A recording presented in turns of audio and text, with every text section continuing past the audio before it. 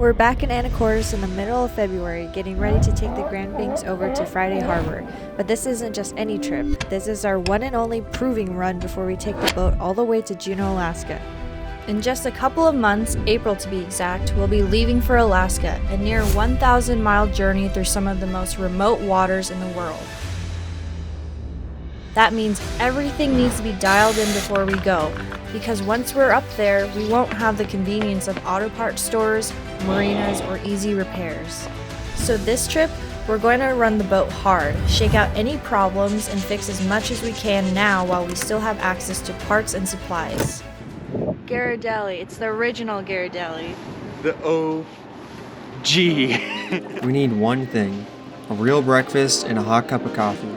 So we made our much needed stop at Ghirardelli, one of the best spots in Anacortes for homemade comfort food. If you've never been here, Ghirardelli is a local favorite, known for its incredible sandwiches, fresh baked pastries, and most importantly on a cold morning like this, hot coffee. We grabbed a solid breakfast, warmed up a bit, and just enjoyed the calm of the chaos before boat work. We are on the search for the tea kettle. We just got to our first thrift shop of the day. I don't know why, but Anacortes has like 8 thrift shops here. Yeah, there's a ton just kind of sprinkled throughout town, so this is one of 20.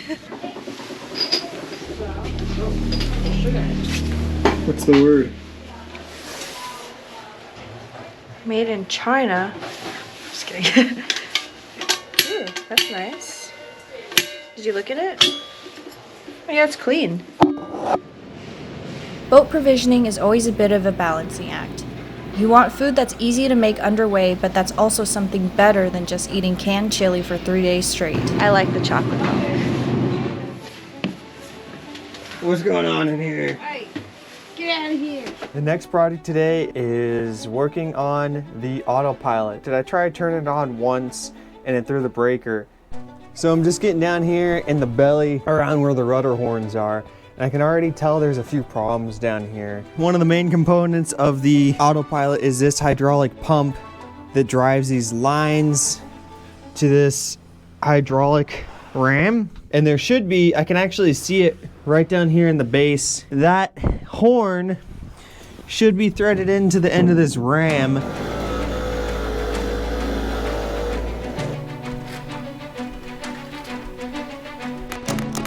Put a little lube on that and she should be good to go. All right, we got the part all cleaned up.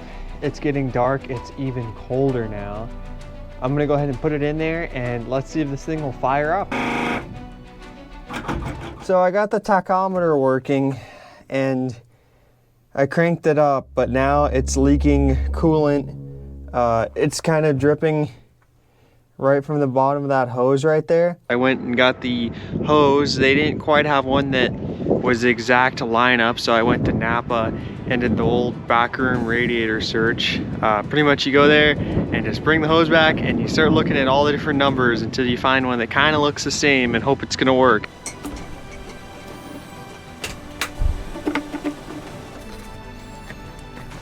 I'm gonna be using this $8 fluid transfer pump from Harbor Freight. All right, it looks like she took exactly a gallon.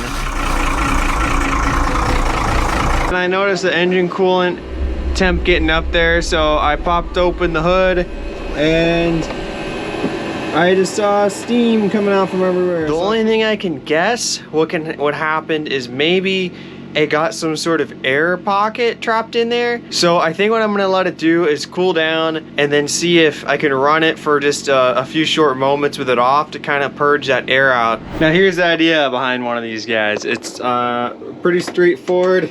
Then we got a little picture menu to show you how to do it.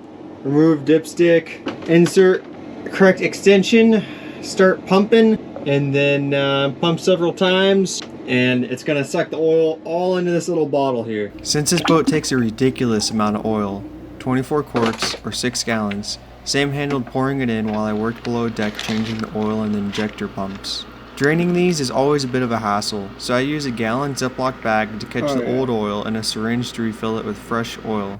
One of the last jobs before we got underway was tightening both packing lands.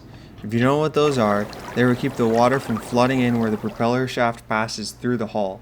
They need to be tight enough to prevent leaks, but loose enough to still let the shaft spin freely.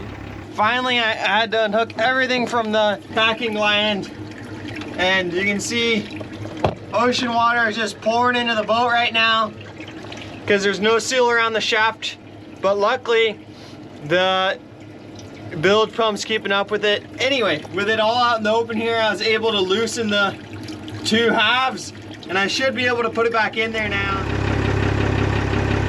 Today is finally the day to put this thing back on there and go to Friday Harbor. It's been a long 3 days, 4 days working on the engines, working on the packing lands, just tidying up all these little things and running errands.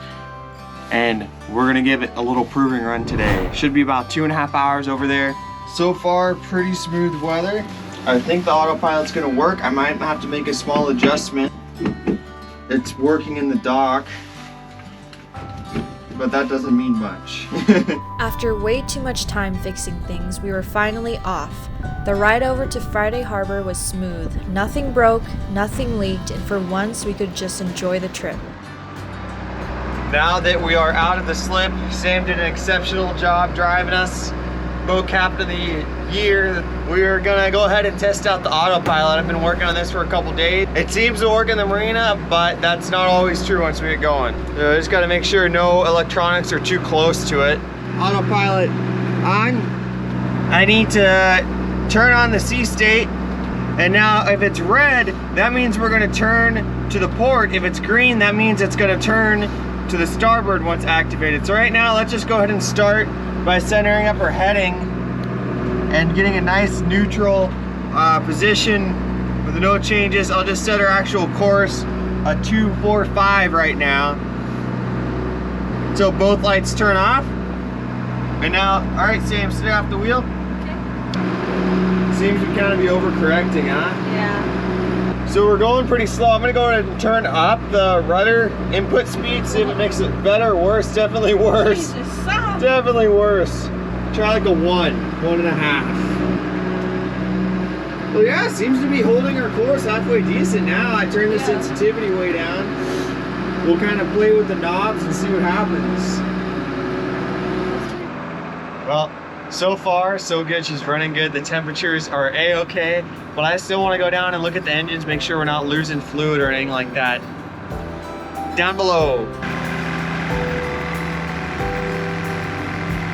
We took Güemes Channel out of Anacortes, crossed Rosario Strait, and slipped into Thatcher Pass, a nice protected cut between Decatur and Blakely Island. From there, we ran down Lopez Sound and into Upright Channel, keeping an eye out for ferry traffic along the way. This stretch is usually pretty easy going, but there's always a log or two waiting to surprise you. After about 2 hours on the water, we finally pulled into Friday Harbor, but before heading to our slip, we made a quick stop at the fuel dock. Once we were fueled up, we called the port of Friday Harbor to get an overnight slip. Turns out they had plenty of room, so finding a spot wasn't a problem. So here we are, we made it to our slip on the G dock here in port of Friday Harbor. We're gonna tile the line or get everything ready and head into town. We just got checked in. It was $48 for the night, wintertime rates. I think it's a little more for the summertime, but not too bad for such a beautiful place. Are you hungry? Yeah. Or are you thirsty? Both. Thirsty for what? Beer.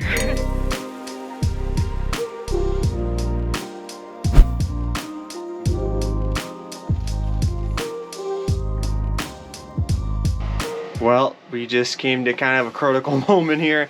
I thought the heater was running, and I asked Sam if it was on, and she's like, no. And then I'm like, what the hell is that noise? And I opened the bottom, I see this.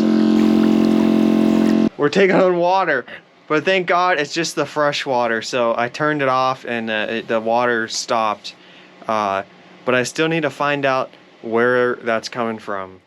Well, luckily it was a pretty easy fix. The hose just popped off the hot water heater, but it's still a pain in the butt to get to. It's around the back side of the starboard engine, so I'm getting some yoga in for today. Who knows how much water we lost. Luckily, we just filled the tank up, but it's a good lesson to always turn off the fresh water system when we're leaving the boat.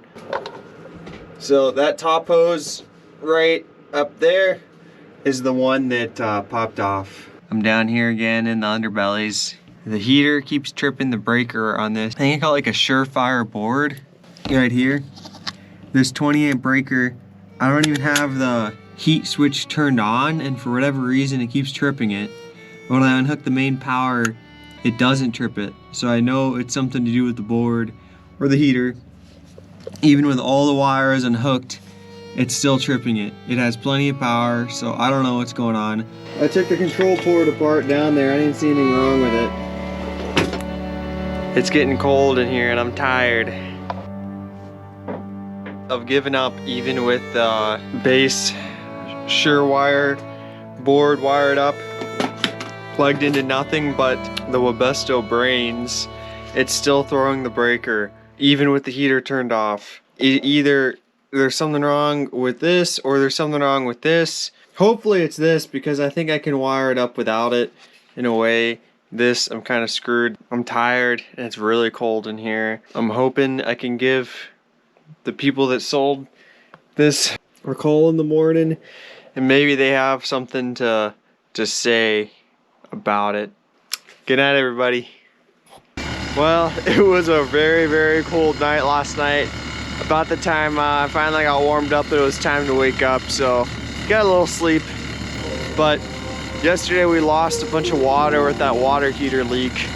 The hose out here has been frozen all night. I need to pull it inside and get it warmed up. Maybe put it down by the engine or something.